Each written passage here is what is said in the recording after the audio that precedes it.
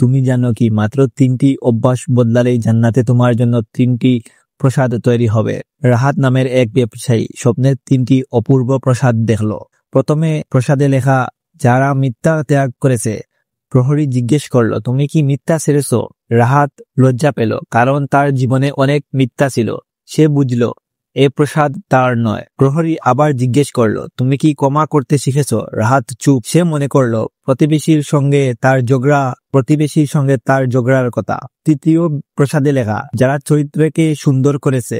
রাহাত কেঁদে উঠল, আমি কেন এ প্রসাদগুলো পাইনি? প্রহরী বলল, তুমি এখনো সময় পাবে, দুনিয়ায় ফিরে যাও, মিথ্যা ছেড়ে দাও, ঝগড়া এড়িয়ে চলো আর চরিত্রকে সুন্দর করো। রাসূল সাল্লাল্লাহু আলাইহি ওয়াসাল্লাম বলেছেন, যে মিথ্যা ত্যাগ করবে তার জন্য জান্নাতের এক প্রান্তে প্রসাদ, যে ঝগড়া ছাড়বে তার জন্য মাঝখানে প্রসাদ, আর যে চরিত্রকে সুন্দর করবে তার জন্য জান্নাতের সর্বোচ্চ স্থানে প্রসাদ। আসসালামু আলাইকুম।